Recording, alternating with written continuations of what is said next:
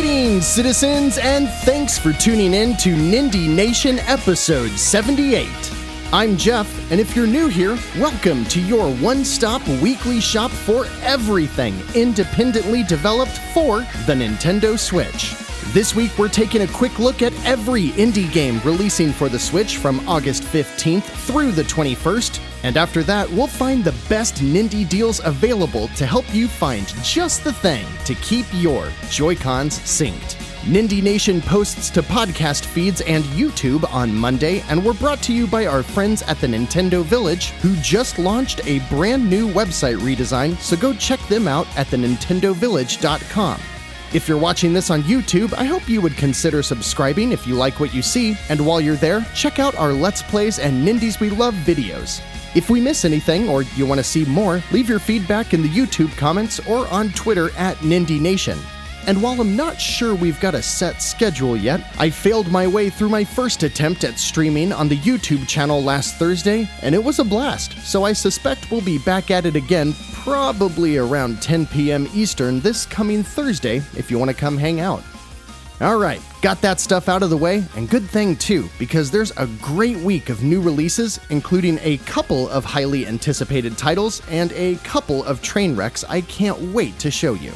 After we get through the games, we'll take a look at Nintendo's own Nindie Spotlight in the fourth part of our new weekly rotating segments, so please stick around after the deals. Now, as you know, for whatever reason, there are always a few games that slip between the cracks, but publishers have been tightening up on that recently.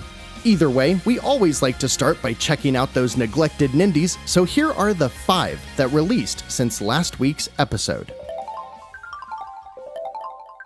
Reason Casual Puzzle is a 49-cent game that wants to make sure you know what it is, and it's right there in the name. It's a grid-based block-pushing puzzle game by Cubite Interactive and features pretty neon lights and, space-themed backgrounds that look strikingly similar to what comes bundled with my MacBook.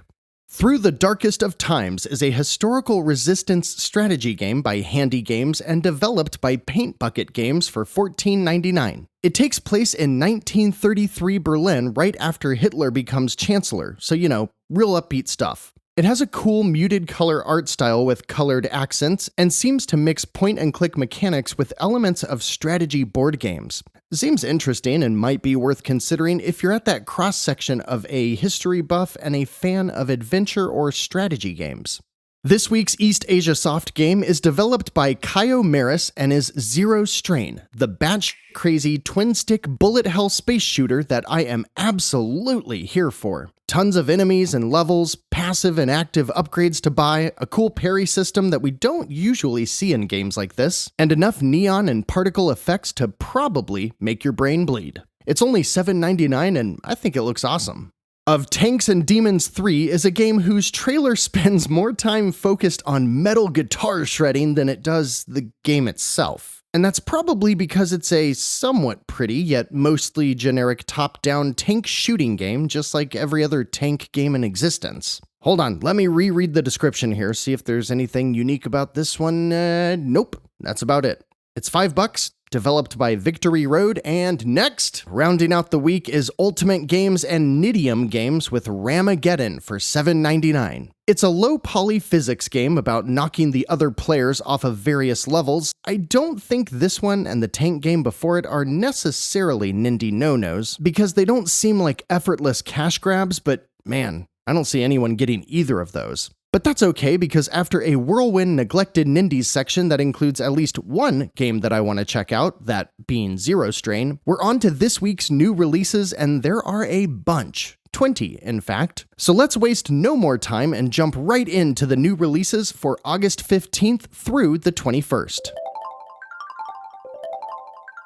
There's this art style that has recently come in vogue with Nindies. The black and white, sometimes with minimal color, 4-bit art style is, I think, the technical term. You see it in games like Gato Roboto, Null Drifter, Minute, and Downwell. All great games, by the way. That's the look that the team at AAA, as in how Canadians say A. I'm assuming they're a Canadian team and that's a gag. Anyways, and their new Switch release is Cecconoid for $5 even. It takes that black and white 4-bit art style and wraps it around a level-based twin-stick shmup, and it looks rad. It kind of looks like more of a structured version of Null Drifter, and that's a great thing. So that's 2 games this week at different ends of the intensity spectrum for fans of twin-stick shooters. Not a bad way to start out oh no. Oh no. Here it comes. The telltale sign that Nintendo has a runaway hardware success is when the shovelware baby games start showing up. Remember seeing the shelves at retail just lined with those awful Imagine Babies games when you were just looking for a DS or Wii title? Ugh, just the worst. Well, the jerks at Microids have signaled the looming Switch shovelware apocalypse on August 16th as they have decided to just pull down their pants, shit on the ground, grab their shovel, and just lump it all over the eShop. It's just everywhere. There's shit in the buttons, shit on the screen, there's shit in the deals section, there's even shit in the internet tubes themselves. I mean, there's really just shit everywhere. And it's all they're doing with this week's shit piece of shit, baby f***ing shit storm, my universe, my baby for $30. But hey, if there's an idiot dumb enough to pile this shit onto your Switch, they'll be super upstanding dudes and knock $3 off the price. This, citizens, this is where the Switch starts going downhill. The baby games. F this game for existing. Rub my earlobes. Okay. Up next on August 18th is a game by Perfectly Paranormal that was a highlight from the last Indie World presentation, and that game is Helheim Hassle for $19.99. This is a really funny narrative adventure/puzzle game from the team who made Manual Samuel, and it seems to be in a very similar style. You're in the afterlife and everyone's bodies can fall apart, which you use to solve puzzles. It's really hard to explain further, but if you're in for a good laugh with some crude humor and you like solving intricate puzzles that probably don't overstay their welcome, Helheim Hassle is probably going to be a good time. It might seem pricey, but that's because there's a ton of spoken dialogue in the game and it's voiced by a very large and respectful cast of well-known voice actors. The story and humor is probably enough to sell this game on its own, and I really hope the team at Perfectly Paranormal ends up with a strong seller on their hands. Sometimes You has a pretty interesting release dropping on the 19th for only $3.99. Norman's Great Illusion is a very visually and mechanically simple narrative game, but the narrative itself is based around how the typical blue-collar worker can allow themselves to become a cog in the wheel of corporate villainy and general ne'er-do-wells. Very political, but I like their multiple ending approach to this think piece. Don't buy this one for the game itself, but consider it if the narrative idea is something that you would be interested in exploring further.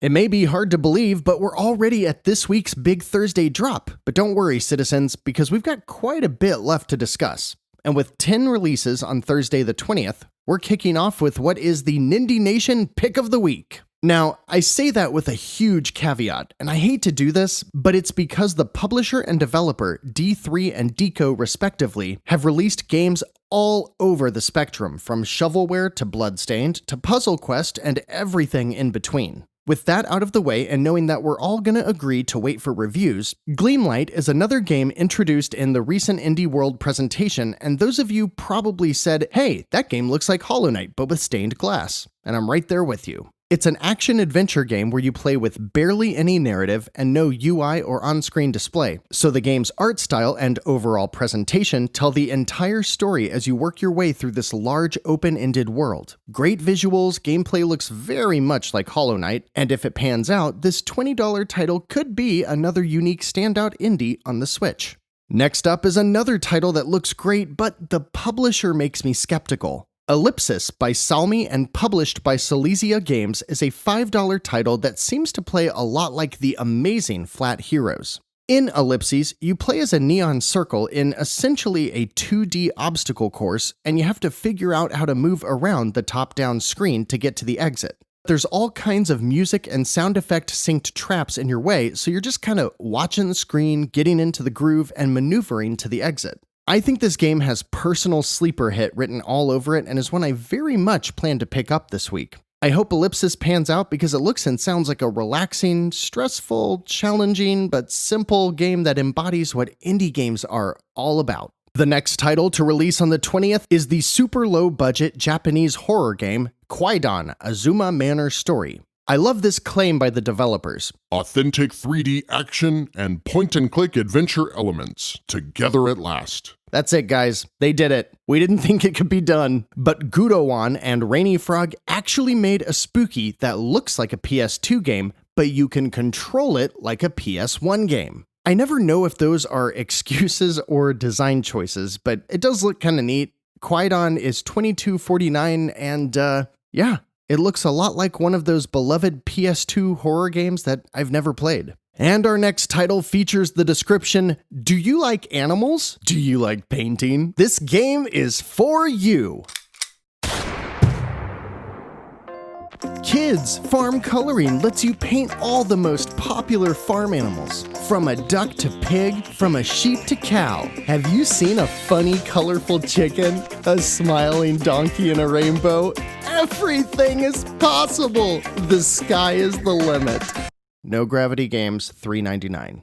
File this next release under not really a game, but put it on your wish list anyways, because $52.49 is outrageously expensive for the Digerati Dungeon Crawl Volume 1. But just like all of the other Digerati bundles, this will almost certainly be on sale for a few bucks as early as next week. The titles included are Fall of Light, a story-driven action RPG that I hated with every fiber of my being, Reverse Crawl, a fun and unique little title by the creator of Vertical Drop Heroes, which I love, Skelly Celeste, a more recent Switch port that throws run-and-gun action into the dungeon crawling mix, and Unexplored, a very traditional Dungeons & Dragons style dungeon crawler that I personally didn't like, but is apparently well received by the tabletop and D&D community. This bundle is certainly aiming for a specific type of gamer, but if that's you, put it on your wish list because I can almost guarantee that $52.49 price will be just under $5 next week.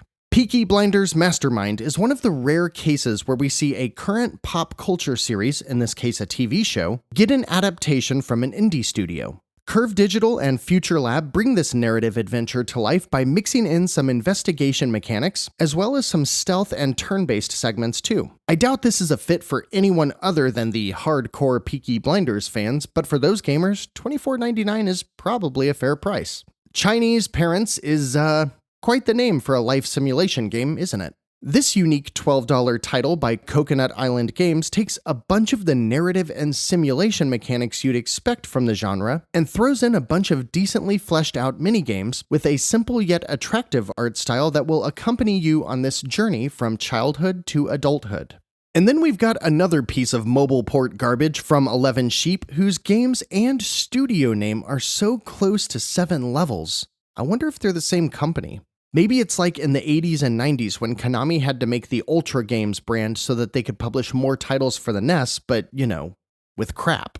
Bunny Adventure is a tile-based puzzle game where you shift around blocks so a bunny can get to the goal, and it's $6 that you can leave right in your digital pocket. While we already covered one retro-inspired tank game, this next one is not pulling any punches, as Epixer has already named the game Retro Tanks. It's another tank game. It's got this very low pixel art style that isn't very attractive at all, and congratulations, you all just saved another $6.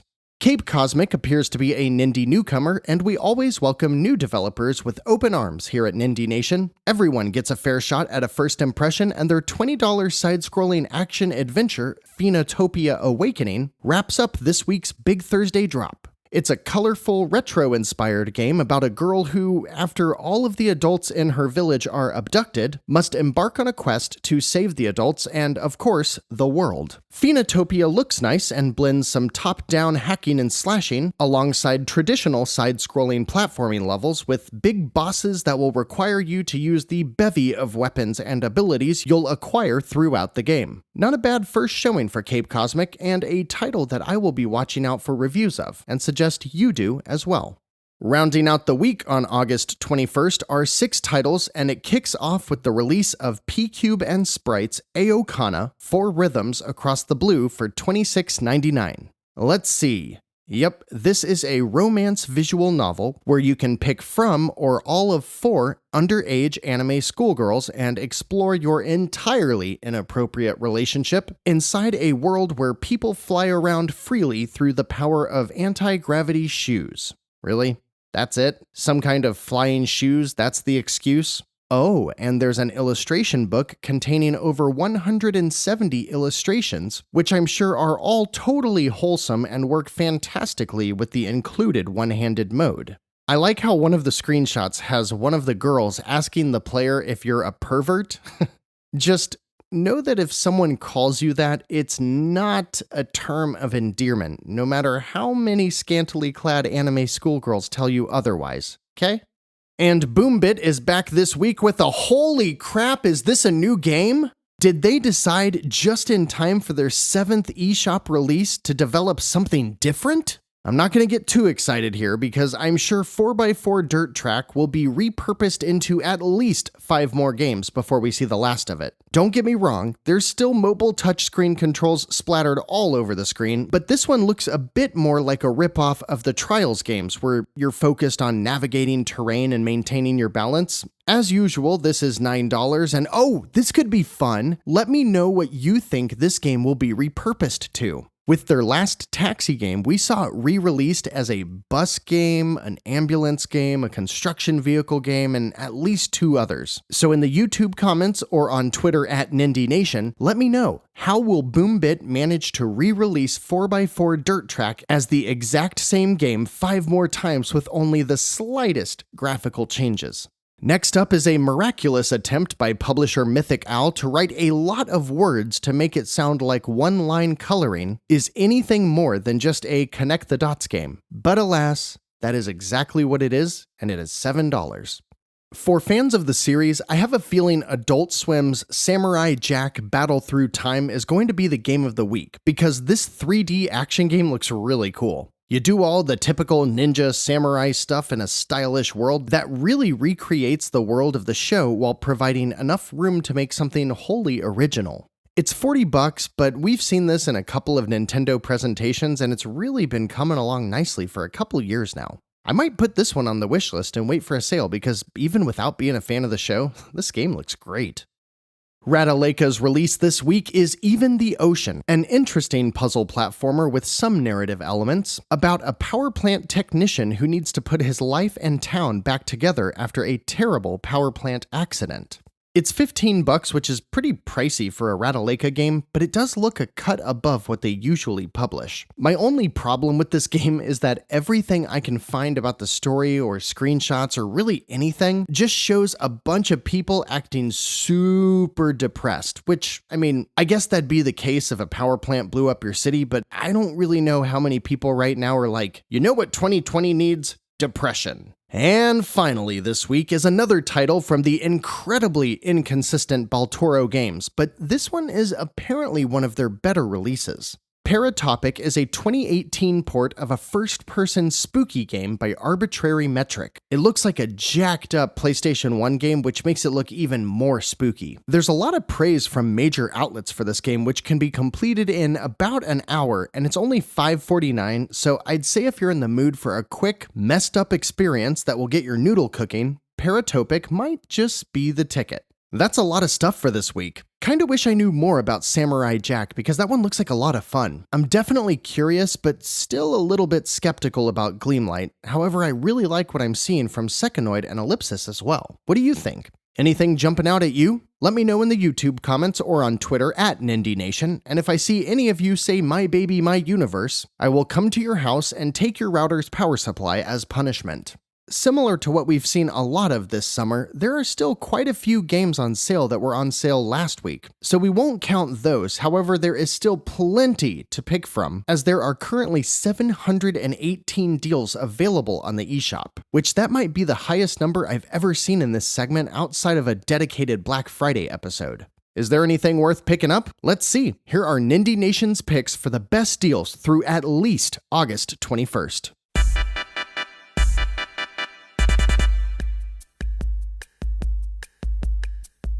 The Jackbox Party Packs are some of the most fun you can have with a group of friends, especially if they aren't into video games, as participants can simply use their phones to play via a really simple and innovative interface that takes only seconds to set up. My personal favorite is the second party pack, which includes Drawful and Fibbage. That pack is 45% off for $13.74, but the newest collection, Party Pack 6, is 35% off for $19.49 and includes games mint for online communities and streaming, as well as really cool murder mystery type games. All of the Jackbox Party Packs are on sale this week for 35 to 45% off, and you can't really go wrong with any of them, but those are our picks.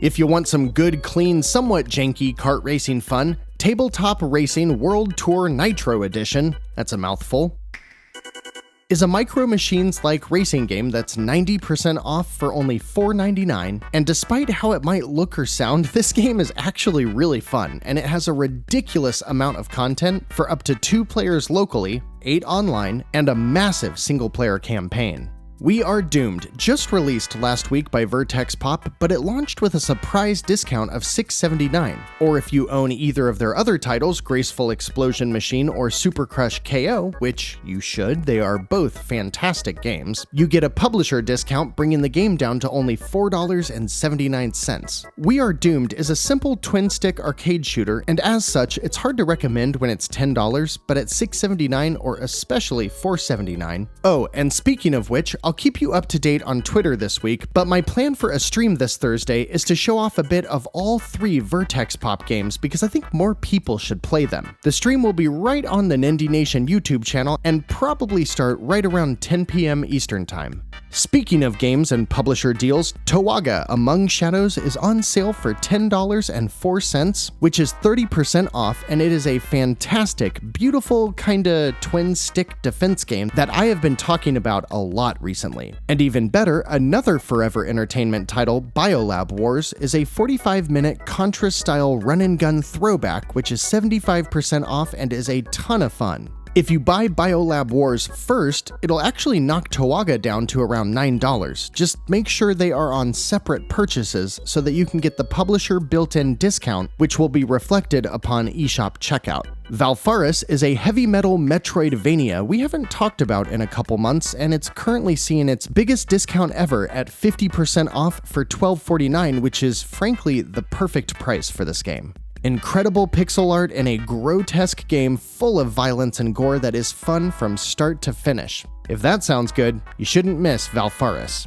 Akane is interesting because, first of all, it's 80% off for only 99 cents, so it's not that hard to recommend. You remember the scene in Kill Bill where Uma Thurman battles the crazy 88s? That's kind of what Akane is. Endless waves of enemies, a single screen, flashy ninja sword action and gunplay, but you get hit once and it's all over. There are roguelike elements, but they aren't very deep, and frankly, the game is so hard, I've barely been able to see that much of it. What I have seen is really fun, and I wish I was better at it, but if you fancy yourself a challenge and you're willing to put in the time, I think you'll find a lot of reward in Akane. Black Paradox is a side-scrolling space shmup that is featured in a Let's Play Nindies video on our channel. It includes roguelike mechanics, and the overall gameplay really clicked with me. It isn't too hard, and the learning curve is nice and smooth with lots of rewards. At 70% off for $5.09, Black Paradox is definitely worth checking out. Willy Jetman Astro Monkey's Revenge is just the game you need to lighten things up and fly around in a fairly open Metroidvania world with tons of RPG and upgrade mechanics. Who doesn't love a jetpack? This game is charming, it's fairly long, it's got a great sense of humor, and right now it is at its lowest price yet, half off for $7.94. And last but certainly not least, another title I love and haven't mentioned in a while, the Bleed Complete Bundle is back on sale for only $4.19, which is 85% off. If you like any kind of side-scrolling action game, pick this one up. They're short games that are super replayable and is just awesome kinetic action. They're featured in the most recent Nindies We Love video, so go check it out if you want to see more. Since this week's rotating segment follows a similar format to the deals, before we jump into the recap and wrap-up, we'll dive right into Nintendo's own July Month in Indies recap. I'm still trying to sort out how and when to place this segment, and I think we'll end up doing it right when the next list publishes, but every month, Nintendo's own Indie World channel publishes what they consider to be the indies worth noting, so we'll take a quick look, remind you of them, and see if they're on sale because these are usually games that in some way undersold a bit, and Nintendo is trying to give a second spotlight. First up on the list of 6 titles is Crosscode. Do I need to say anything else? As far as I'm concerned, Crosscode is one of the best action RPGs of the last 20 years and is immaculate in its execution of every aspect. It's currently at its list price of $20, but the biggest problem you might end up having with this game is actually finishing it because it includes 50 to 80 hours of content. So if you like 16 or 32-bit action RPGs, I say pick it up because it is a great deal at $20 as it is. Panzer Paladin is the next one on the list, and this week my review will finally be published on the Nintendo Village. Spoiler alert, I love Panzer Paladin and place it alongside Shovel Knight and The Messenger as some of the best 2D retro-inspired action you can find in 2020. Panzer Paladin is also $20 and this game is also deceptively long, with my playthrough clocking in at 11 hours before unlocking a bunch of post-game content. With a structure like Mega Man, gameplay like Shovel Knight, and a really unique weapon system, it's a no-brainer for me to recommend. In fact, both of the games just mentioned are in my top 5 Nindies of the year, and it's hard to see either of those getting bumped out anytime soon. Third on the list is Superliminal, which I'm glad it is because I don't typically cover these first-person crazy puzzle games because I don't typically play them. I was talking with Alex from Switchaboo the other night, who was telling me that this was on his top games of the year list because of the way you solve puzzles by changing your perspective in a room to make objects grow, shrink, or transform entirely. He told me that he hasn't had such aha moments since playing Portal, and that's quite the statement. Superliminal is yet another one listed at $20, and one more that probably shouldn't be missed. Neon Abyss might not be in my top 5 Nindies of the year, but it is darn close. As a side-scrolling twin-stick shooter by Team 17, Neon Abyss features procedurally generated levels, roguelike mechanics, and RPG elements, and is currently my second favorite Nindie trifecta of the year, just behind Fury Unleashed. This might surprise you, but this is another game at $20, and that's probably a good price. But Team 17 does discount their games frequently, and this game is available on Xbox Game Pass already. If you're itching for a game like this right now, I say check out Fury Unleashed, but if you've already played that and/or your favorite game in this genre is The Binding of Isaac, go get it because Neon Abyss feels almost identical in playstyle as Isaac.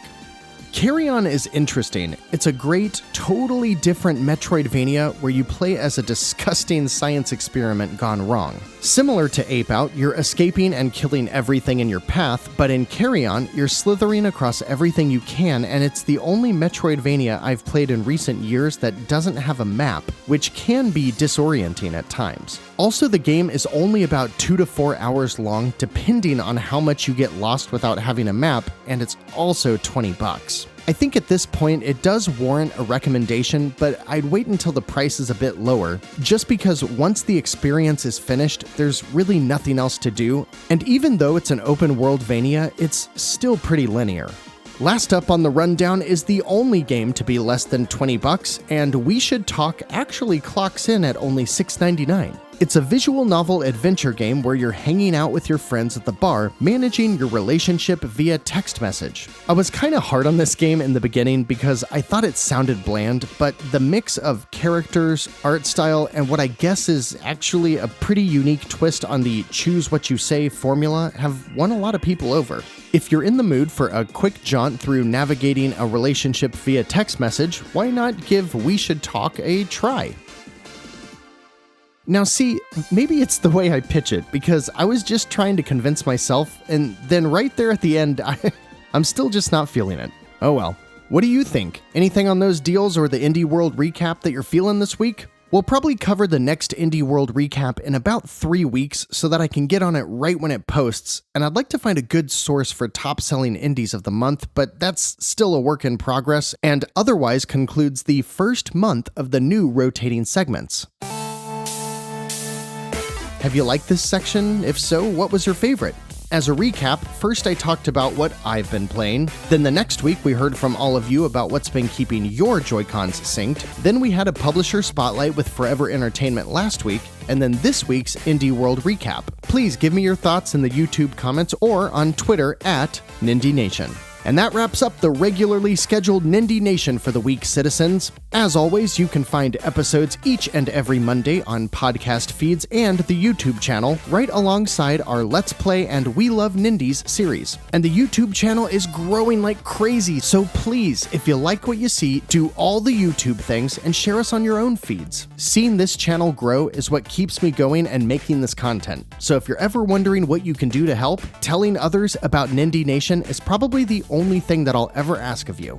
If you're looking for stuff outside of Nindie Nation, go check out our host and friends over at the Nintendo Village, where they just launched a brand new website, and my Panzer Paladin review will finally be going live this week. Sorry about the delay, that's all on me. For daily news, features, reviews, podcasts, and more covering everything Nintendo, head on over to thenintendovillage.com and tell them Nindie Nation sent ya. What else? We looked back, we looked forward, we recapped the month, we checked out the deals. You're all gonna subscribe and you're all gonna tell Phil Myth that Nindie Nation loves him. Can't wait to see if that happens. I think that does it for this week. Looking ahead to episode 79, we'll be covering August 22nd through the 28th, and we've got a game about dogs, a game about giraffes, and one Nindie that is both the most expensive we've had in a long time, as well as one of the most anticipated of the year.